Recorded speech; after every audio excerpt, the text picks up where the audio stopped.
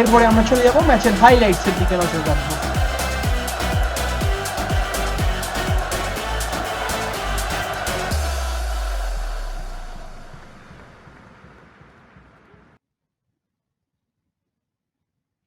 চুঁচুড়া eastern মাঠ থেকে ১২২তম CFL এর গ্রুপ বির ফিক্সারে মুখোমুখি হয়েছিল পিএলএ স্পোর্টস ক্লাব এবং ইউনাইটেড কলকাতা স্পোর্টস ক্লাব, যেখানে দুই দলেরই দরকার ছিল একটি জয়।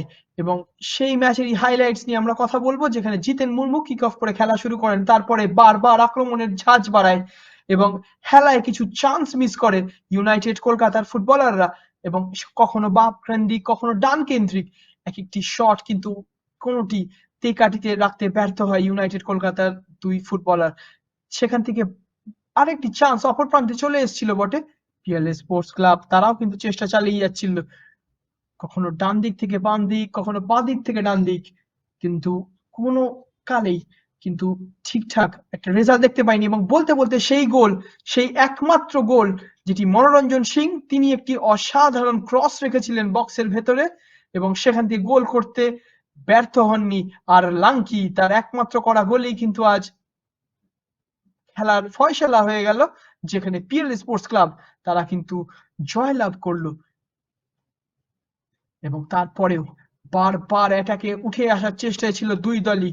কখনো পিএলএ স্পোর্টস ক্লাব যাদের লক্ষ্য ছিল আরেকটি ইন্স্যুরেন্স গোল, অপরদিকে আমরা দেখছি এই ১৬ নম্বর জার্সিধারী খেলোয়াড় সেই ভেনু তিনি কিন্তু ঢুকে গিয়েছিলেন বক্সের মধ্যে, তবে বারবার মিসের পর মিস আমরা দেখেই আসছিলাম দু দলের প্লেয়ারদের তরফ থেকে। অভিলাষ পল, অন্যদিকে সঞ্জয় কুমার ভট্টাচার্য, তারাও কিন্তু আজ অত্যন্ত মুলশিয়ানা দেখিয়েছেন তাদের গোলকিপিং এর ক্ষেত্রে। এবং এই আরেকটি চান্স যেখানে সঞ্জয় ঠিক সময় বেরিয়ে এসে তালুবন্দি করেন বলটি, এক্ষেত্রে তেকাঠিতে রাখতে ব্যর্থ হন সেই প্রজ্ঞান গগৈ। রাজেশ রাজভার তিনি এই ক্ষেত্রে একটি হলুদ কার্ড দেখেন। অমরেন্দু তিনিও কিন্তু আজ অত্যন্ত সুন্দর একটি খেলা আমাদের সামনে তুলে ধরেছিলেন, তবে অমরেন্দু কিছুক্ষণ আগেই, খেলা শেষ হওয়ার কিছুক্ষণ আগে তাকে তুলে নেওয়া হয়। এক্ষেত্রে সেই সঞ্জয়, যার কথা না বললেই নয়, বারবার কিন্তু তিনি মেন স্ক্রিনে বা প্রাইম ফোকাসে চলে আসছিলেন এবং বেশ কিছু হলুদ কার্ডও আমরা দেখি, তারই আমরা কিছু ঝলক দেখছি ইতিমধ্যে মাঠে। এবং এই সেই মহামূল্যবান সেভ সঞ্জয় কুমার ভট্টাচার্যের, ক্যাপ্টেন সূচক, একেবারে captain leading from the front, এবং এই সেই মিস যা করে সেই শেষ দিকে নামা আকাশ ওরাও, এবং আকাশের এই মিসটি কিন্তু অবশ্যই তার দলের জন্য খুবই ক্ষতিকর হয়ে থাকবে। তারপরেও কিন্তু চান্সের পর চান্স চলে আসে, কিন্তু কখনোই সেটি কাছাকাছি আসতে পারে না গোলের।